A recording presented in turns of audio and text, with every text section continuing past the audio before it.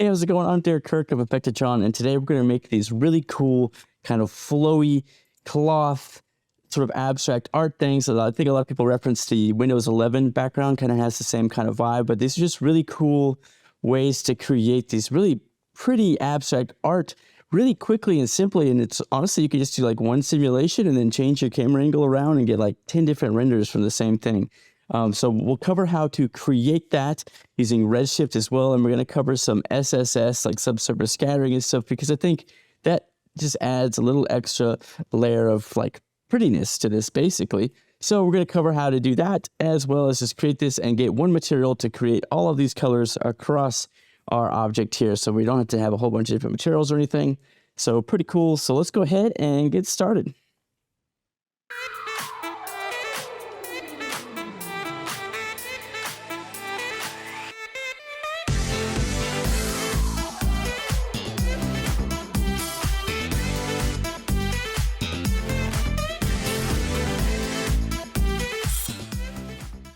Okay, so we start off with our blank scene here. We just have our backdrop from the asset browser, as well as a dome light and a camera set up here. And I haven't been pumping out as much content as I would like to for YouTube, because I have been working on the Mind in Motion workshop, which is a comprehensive workshop on Cinema 4D and Redshift. I'm really excited about it. It's going to be a lot of interaction. There's going to be a lot of live streams, as well as real feedback and stuff, as well as just tons of project-based tutorials that are going to teach you both skills you need to have to start creating stuff and create a really pretty portfolio in Cinema 4D and Redshift, as well as promoting confidence in both yourself as a person and an artist, as well as just some healthy mental habits and things for working from home or working just as an artist in general, because a lot of times you put yourself in your work, and how that work is judged reflects back on you personally, and it's really hard to separate that, and just really you start feeling like you start comparing yourself to everybody else, and it's just a lot. And there's a lot of stuff that kind of gets swept under the rug in our industry, and really I just want to bring that to the light and just talk about how to both build confidence in your skills and in yourself as an artist. So really be on the lookout for that. Let me know if you guys want me to create like a pre-registration site or something like that for that, because I'm really excited about it. It's going to be a multi-week, like 12 or 13 weeks. It's going to be a lot. Like, it's going to be pretty awesome. Okay, so now that I'm done with my ad for myself, sorry, I'm just excited about it. Basically, we've got our blank scene. Let's go ahead and get started. What we want to do first is create a disk. So we've got our disk object here. We can pick this up and look at it here. And we want to add segments to this. And the reason we're doing segments is because we want to use dynamics and some turbulence and stuff to kind of have our cloth object kind of float and bend around. And without the geometry there, it's not going to be able to have that kind of smooth floatiness to it. So you have to have geometry in order for it to be able to bend on those points. So right now it would just bend from a center point and it would look really janky and bad. So what we want to do is add 32 segments to the disk. You can see we've created a spider web here. So now it'll be able to bend along all these spots here. And then for the rotation, we'll do 128. So now we see we have a lot more geometry going on here. We have a lot more to work with when it comes to the capability of being able to, move around and displace and that kind of thing. So one thing you might notice is that we have a whole lot of stuff going on here in the middle. And I'm not a big fan of how we have like big wide polygons here and then a bunch of really tight polygons here. So especially in this scene that we're building, what that's going to do is that's going to create just a whole bunch of extra calculations and stuff in the middle. And we don't really need that because we're not even going to really see that. So what I like to do is I like to take this inner radius and crank it up to 50. Just going to open it up, make it a ring. So now we have a lot more of an even spread, a little bit more of that. And we don't have that tight area that's just going to be kind of extra that we don't need. Okay, so now we have this nice disk. Also, when you start messing with this and twisting it, just having this gap in the middle adds a really nice layer of depth to this that we don't have otherwise. Okay, so let's go ahead and add this to a cloner. We're going to hold Alt, click the cloner, and that's going to put that right in our cloner for us. You can see it defaults to grid mode. We want to set this to linear mode, which is going to align it along a certain path. So you can see our disk is, shooting straight up and it's flat. What we want this to do is we want our disk to shoot out to the side and be vertical. So what we want to do is we're going to go to our disk object and go to the orientation and change that to X+, and that's going to arrange our disk to go up and down this way. And then for our cloner, you see right now we're setting it to offset 50 in the Y. So that's going to be vertical. So we don't want that. What we want is we want it to offset in the X or the Z. So we'll do the X, and we're going to go ahead and just say 4. We're going to keep them really tight together. And then what we're going to do is go to the count, and we're going to turn that up to 20. There we go. So now we have 20 of these cloner objects here. And you can see we just kind of have this nice effect where they're all pretty close together. We're going to have these really nice collisions when we start folding these together, and they're not going to start like intersecting with each other. We have enough space in between them that's going to give us a nice little buffer for when we do dynamics. Okay, so now we're actually ready for dynamics. So what we're going to do is right-click our cloner and start typing in cloth. And that's going to isolate that out for you. So you have simulation tags, and then we have cloth here. So you can just start typing that in after you right-click when you know what you're looking for. So we've got cloth here. And all we're going to worry about inside the cloth are these two tabs, the cache tab and the surface tab. So for the surface tab, this is where we're going to adjust the way our cloth is going to act based on the parameters of our effectors and stuff like that.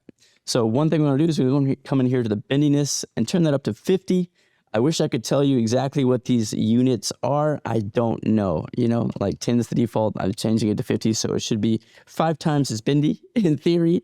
So we're going to leave it at that. Friction is 0.5 and thickness 1.5. These are all good. We're good to go on this.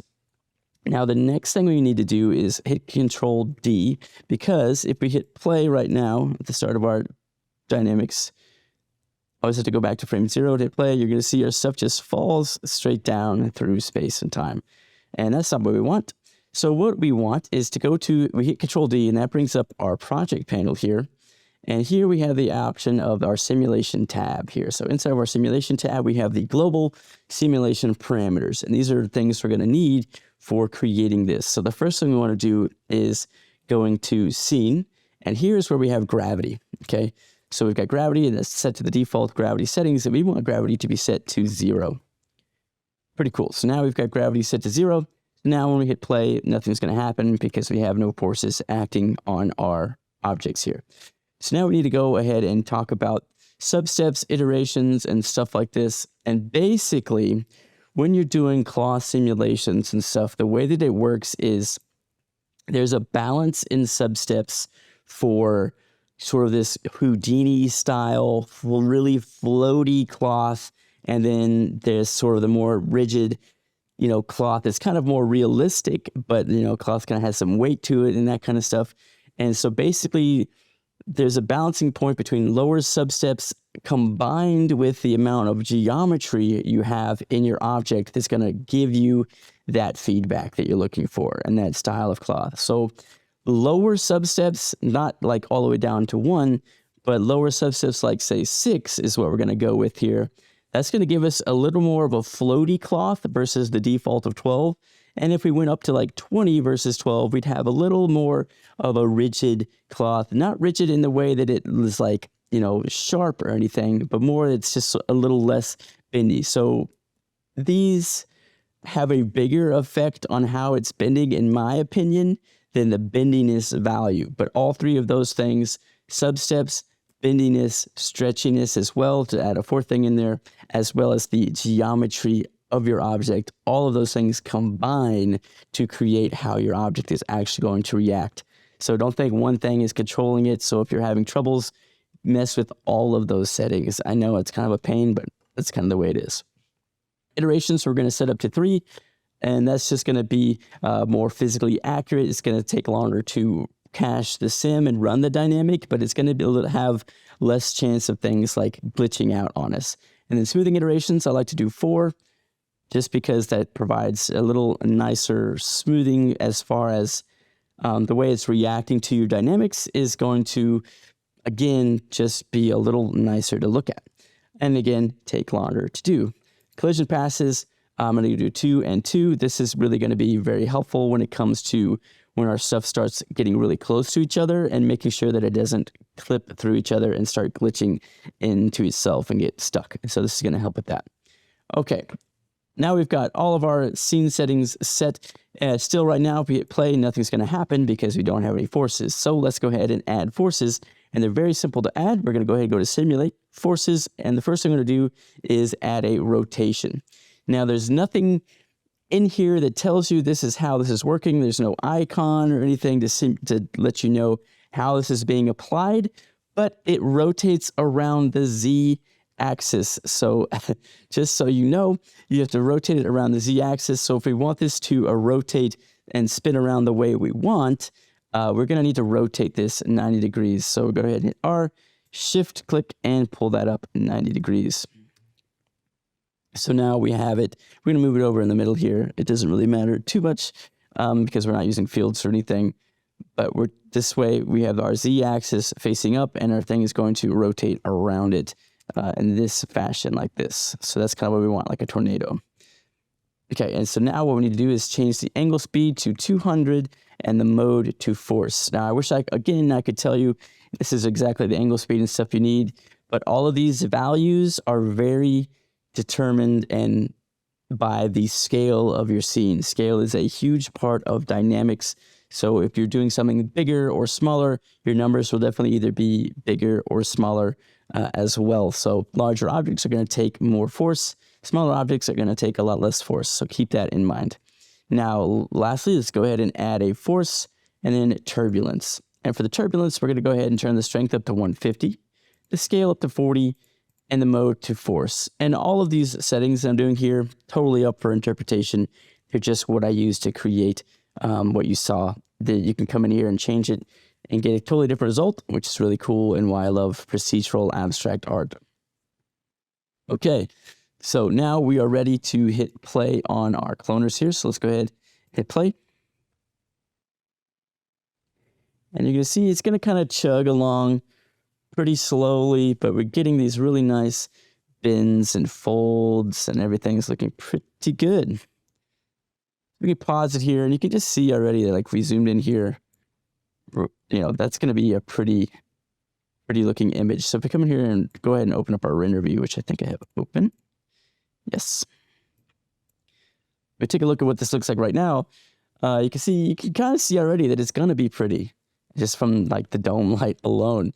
But we have these really kind of like, you know, sharp edges, and we'll cover that in a second and how to fix that. And we're actually going to use Redshift to fix that rather than subdivision surface and stuff like that so much. But we'll talk about that in 1 second, because what we want to do right now is we're pretty happy with the way this is working. So what we're going to do is go to our cloth tab here, go to the cache here, turn on cache mode, and hit cache scene. And that's going to take about a minute or so. And the reason we're caching it now is because we don't want to sit here and wait for it to, you know, calculate through frame by frame. And the reason we're doing this now before we're adding more geometry is because we can smooth it out after the fact and still have a good simulation of what we want. If we came in here and just upped our segments on our disk, yes, it's going to be smoother looking. It's also going to take a whole lot longer to cache that sim and run that because there's going to be so much more geometry. You have to remember that, you know, subdivision surface and stuff is kind of exponential. So it's not just like adding a little bit more or just a few more, it's doubling it and stuff like that. So keep that in mind. So we'll go ahead and let this finish out.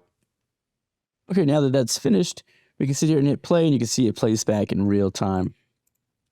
And besides just being able to play it back, we also can scrub through our scene now, which we couldn't do before. And you can see we have these, it's just getting wild. We have these really pretty abstract shapes, and yours may not look exactly like this. It's kind of wild how you get, you know, it depends on exactly where you put your rotation and your turbulence and stuff, but it's going to be pretty close. And so the main thing is you just have these really nice shapes.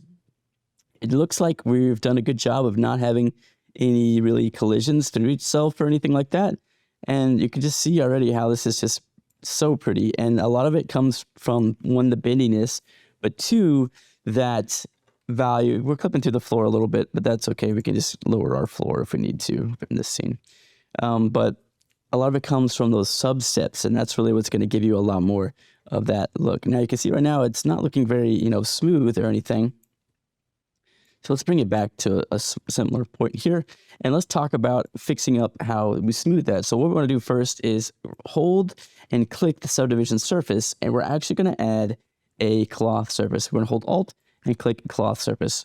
So one, the cloth surface is going to add some subdivision for us to smooth that out nicely somewhat for us, which is really fantastic. And the other thing that the cloth surface has that the subdivision surface doesn't have is the ability to add thickness to our object.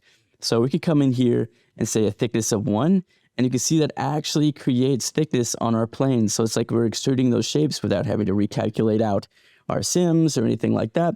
So it's really cool that you can come in here and add a thickness to that. So especially if you're doing something with subsurface scattering or glass or anything, and you need to add some thickness, cloth surface is a really great way to add thickness to something very quickly. So you can see if we had fabric, this would look really pretty, how it's folded up against itself. And because we set our settings of our dynamics to have a 1.5 thickness, we can go all the way up to there before these should theoretically start intersecting. Now, sometimes there's a little wiggle room, but ideally you would want to stay below your thickness of what you set it to be. Right, if we crank it up to 5, you're going to see they're going to start clipping through each other, which also makes some pretty cool results. So you can tell, like, procedurally, this kind of style of art has like so many options. It's pretty cool. But we're going to go with 0.12, very small, very thin, maybe 1.5. 0.15, I mean. Let's add a little bit more thickness to that. Very pretty. You can tell already that this is just looking cool. Okay, so now we have that thickness, but if we come in here and look at this, let's get real close on these edges that are really bending, like this one here. It still has a little bit, it's definitely smoother, but you can still see it has a little bit of like pop, pop, pop, pop. And it's not perfectly smooth, you know, and we could come in up the subdivision, and that's going to start making it a little clunkier, and it's still not going to be that great. So what we're going to do is we're actually going to use Redshift to smooth this out for us. We're going to right click this, and we're going to go down to the render tags and the Redshift object. Inside of here, we're going to go to the geometry tab, and we're going to click override and then enable tessellation. And you're going to be able to see the difference here instantly. So you might notice that there's an extra step before we get that feedback, and that's calculating out that tessellation. But you can see the result, smooth, very, very smooth. So super nice. So basically what we've done is we've told Redshift to apply the subsurface division at render time versus in the actual geometry of our scene and our viewport, slowing everything down. And we're actually getting a much more adaptive and also just more fine-tuned and smoother result without, you know, really increasing our render time that much or anything like that. So you can see with it on here, we'll take a snapshot of that and then we'll turn it off and let it render. And you can really see that difference is very, very drastic. So here it is without that Redshift. Here it is with it. I mean, that's night and day. It's fantastic how it's fixing that. One thing you might notice is that it does become a little thinner because our subdivision surface is thinning it out just a little bit on those edges. So if you want to come back in here in our thickness and crank that up to like 0.25 or something like that, you can if it's not looking thick enough for you. We also could turn on bulging, which is just, I don't think it gives as good of a result as just turning up the thickness a little bit more. So here we go. Now we have this nice, thick, smooth, very pretty extraction. Everything's looking really good. Awesome. Okay, we're ready to talk about creating a material for this. So let's go ahead and create that. We'll go ahead and say plus, and we'll open that up in the node editor here. Okay, so let's take a look at creating this material. We've got our material in our node editor here. We've got our attributes panel over here and our render view here, so we can see exactly what we're doing in real time. So what we want to do is we want to type in C, and we want to create something that's going to apply a different color to each one of these layers, because we're able to do that because we're using a cloner to create each of these disks. That way we can have each disk its own unique color. That way, without having to come in and make 15 million materials as well as 15 million disks and put them all on each disk, we can do it all with one material, and that is using the color user data. So you type in color, and you actually have to scroll all the way down here. Color user data, and we're just going to click and drag that in. So we've created our color user data. Let's go ahead and throw this material on our cloth surface object here. And we want to solo this color user data so you can see exactly what that's doing. So we're going to click this little S right here. And you can see it's going to be very black, and that's because The only thing in our color user data is the attribute panel here, the attribute name, and we don't have anything selected. So we have presets that are available here. And what we have is the MoGraph option. So if you're using something like fields or anything like that, you can drive color using that stuff.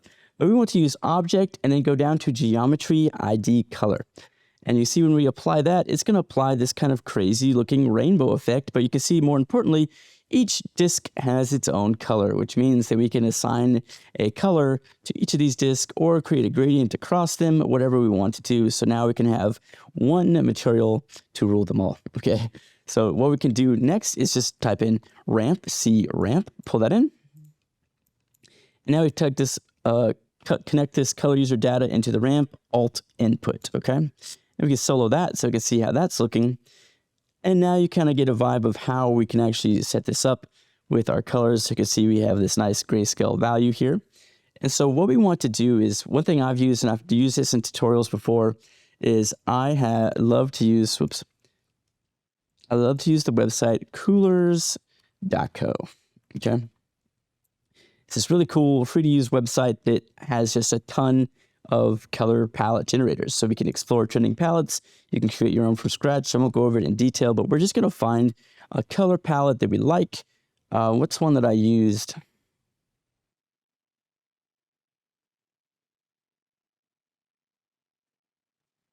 This one.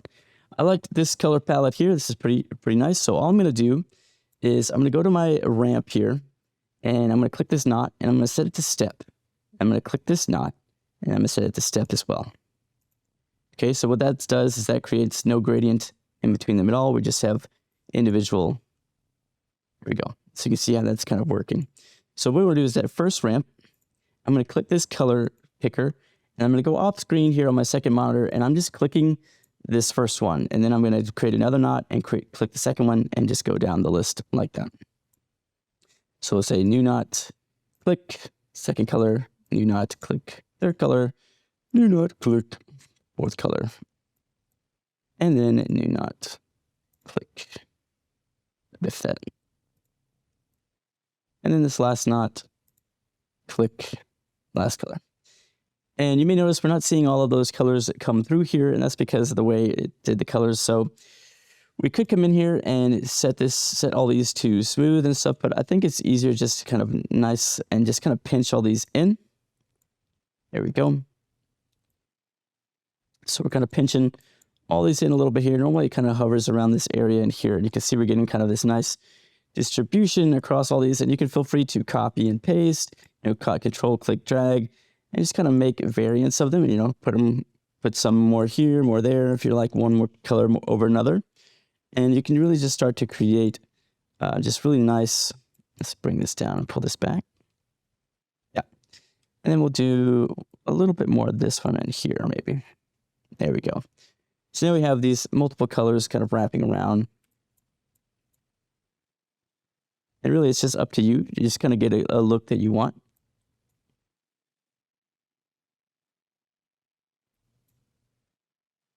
There we go.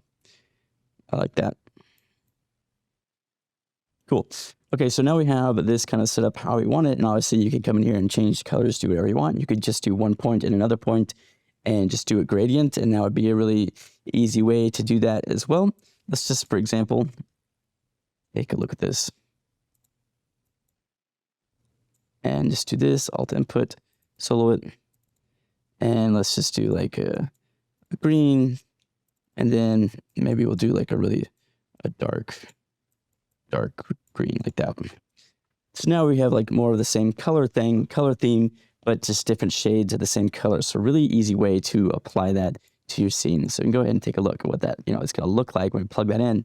And it gives us a really nice result. And obviously you could come in here and change that really easily, move the knot around, shift it around, whatever you want to do to get more of one color over the other. You instantly get these really nice variants of the same colors. So pretty cool way to do that. So let's go ahead and connect to this one that has our color palette that we like set up. So connect that to the base color. And that's pretty. I like that a lot. Our object is a little too shiny for my liking. So what we're going to do is we're going to do a couple things here. one thing I like to do when it comes to colors and stuff is really add in just a little bit of variation and stuff within the colors themselves. So what we're going to do is we're going to go in here, we're going to hit C, type in noise, grab a max on noise, and then we're going to type in color, and we're going to grab a color layer.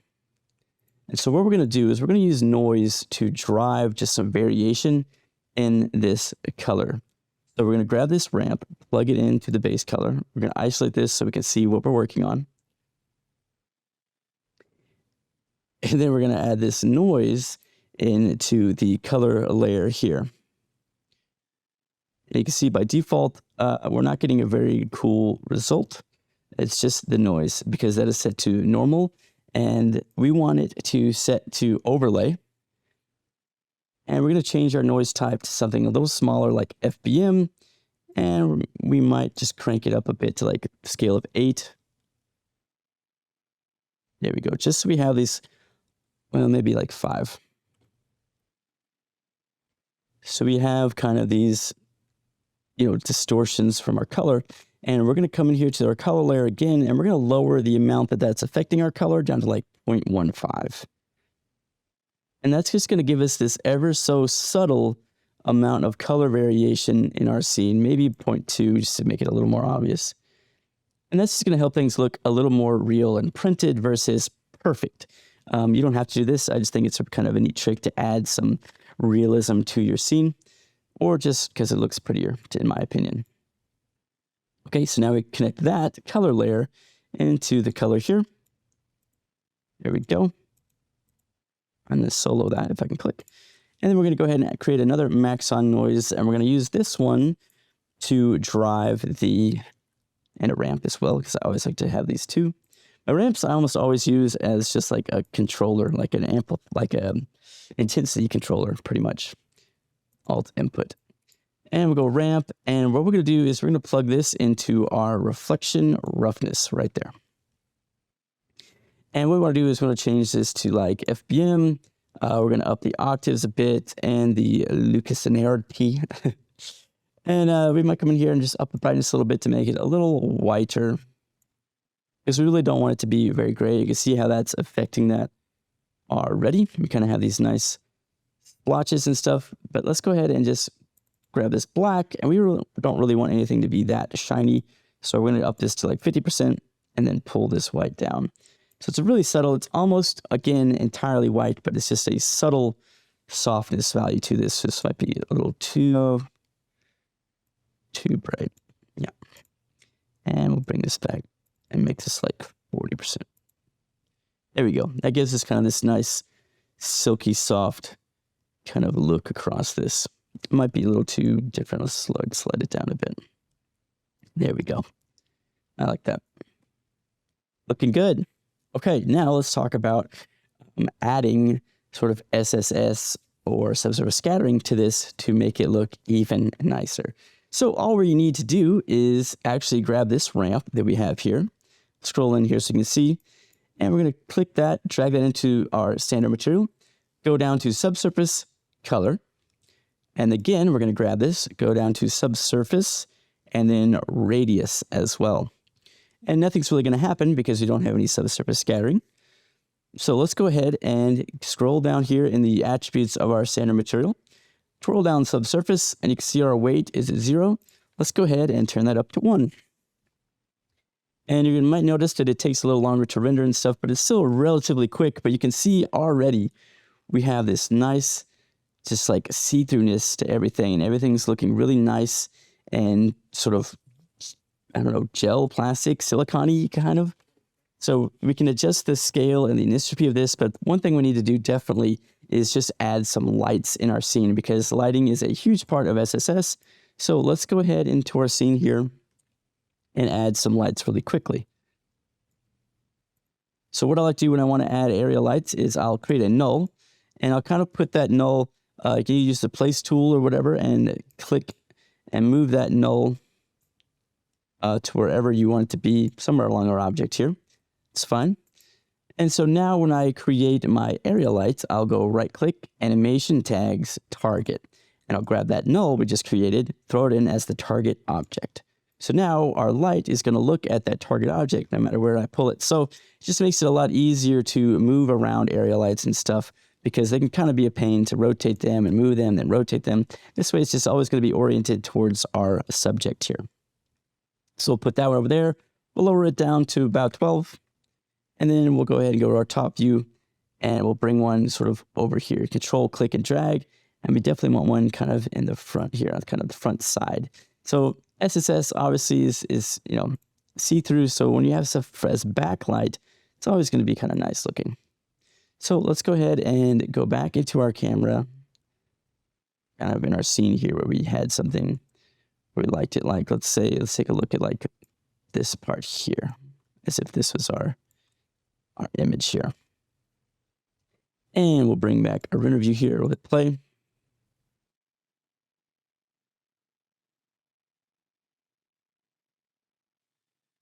So you can see we have this really nice, soft, see-through.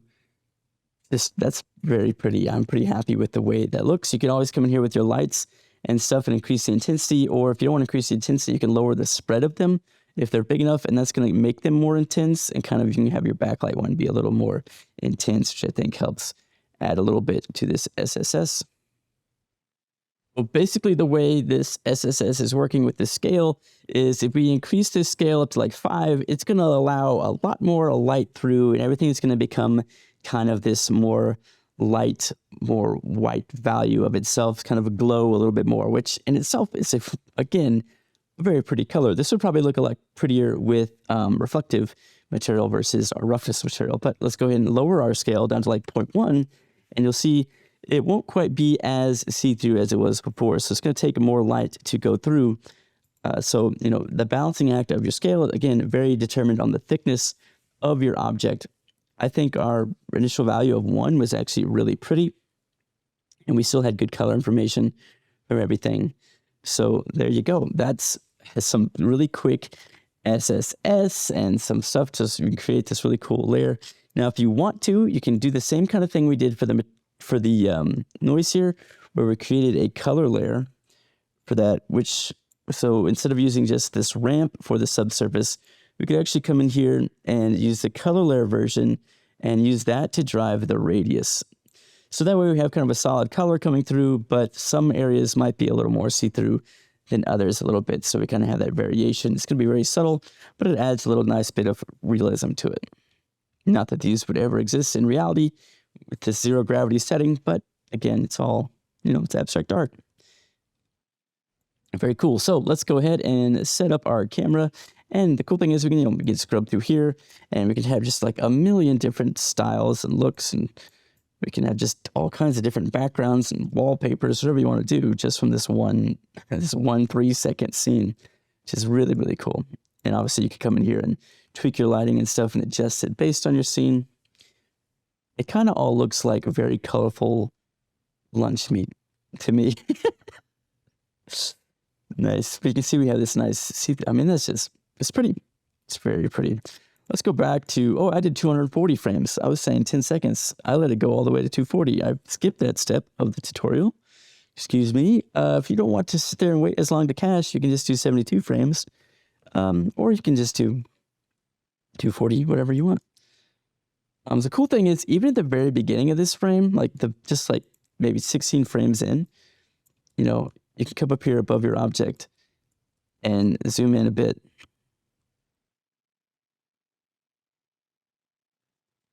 Lagging a bit.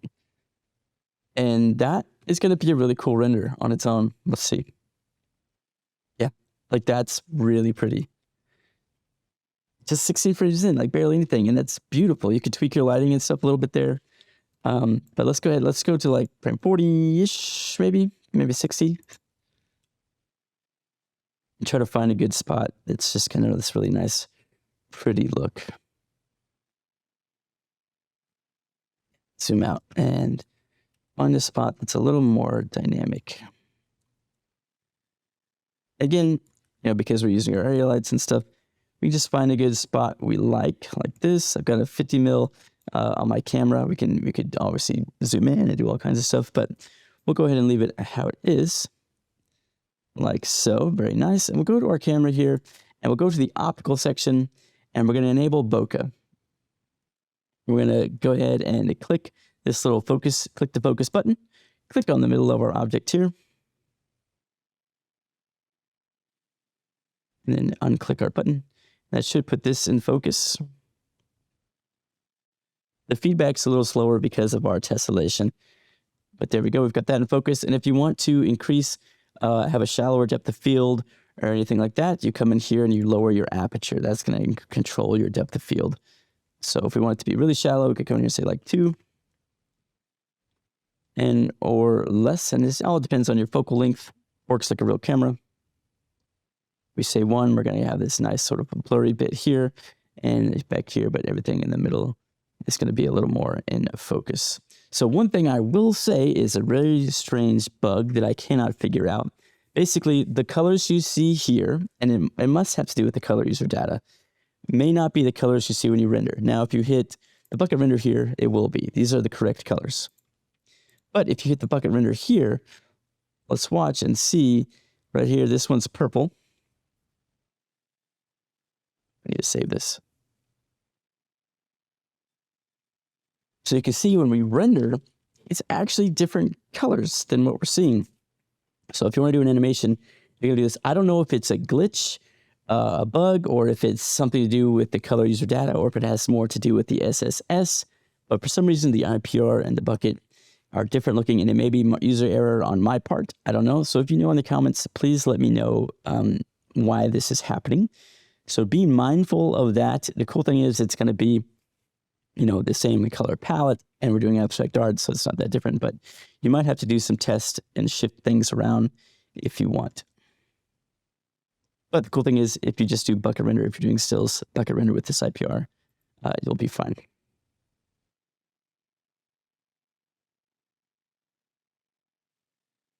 There we go. Let's go ahead and take our camera and switch it to say 100 mil. Really zoom in there. And we're going to go more sideways at this. Yeah. And render. Like that. I think that'll be pretty. And we need to obviously rotate our lower plane around, so just be mindful of that. So now we've changed our focal length and the stuff, we obviously need to adjust our camera. But yeah, as you can tell just already, you have so much to choose from for these really pretty shots. So let's just go ahead and turn our aperture back up to like 2. So I think it's a little too shallow, maybe 3. Yeah, we have these really pretty images here. These are really pretty background images. So obviously you can adjust the colors, and if you want to change the color scheme, obviously it's as easy as just plugging in a new ramp here. Do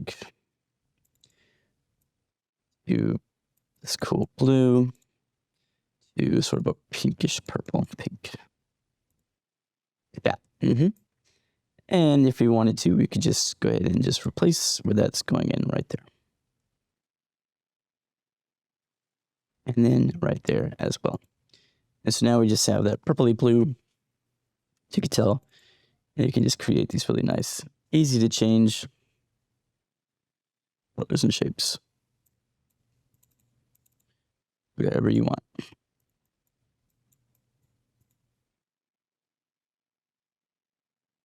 Just like that. So cool. But yeah, have fun with that. I really like to try to teach just in a way, you know, sometimes I think a lot of people like do this. I'm not a huge fan of that. I'm more of a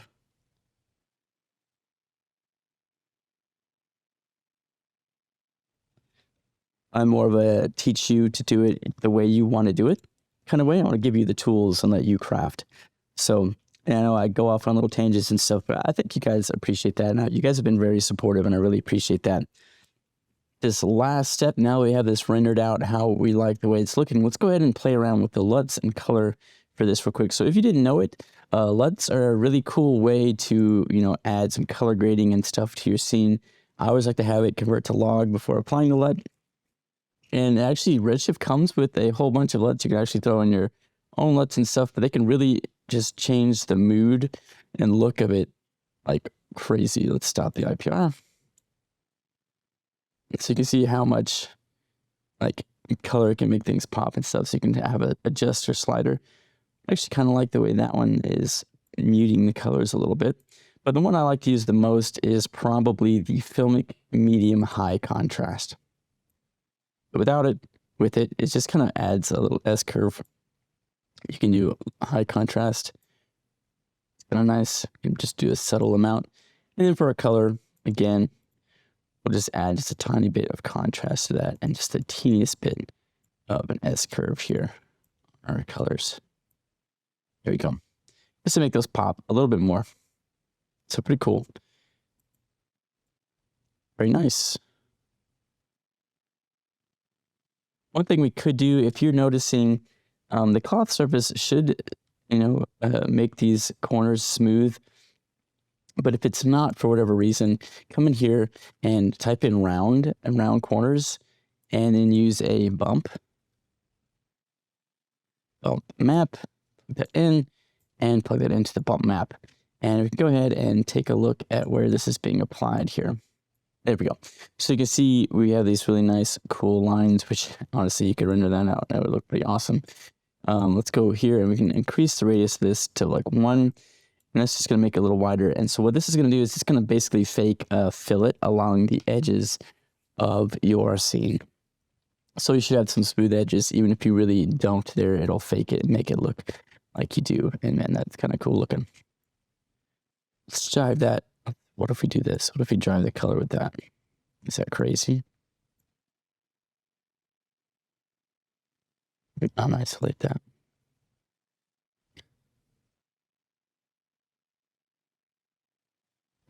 This is the process. There you go. That's kind of cool. This scene, as well as just, I'm going to make, as well as just some textures I've made that are ready to go for this, different color schemes and stuff, are going to be available for download on Gumroad. There's a link for that below, so be sure to check that out. Thank you guys again so much for watching, and definitely be on the lookout for the Mind in Motion workshop that's coming out. And join the Discord. If you're on the Discord, what are you doing? Join the Discord in the link below as well. All right, thanks guys and gals. See you next time.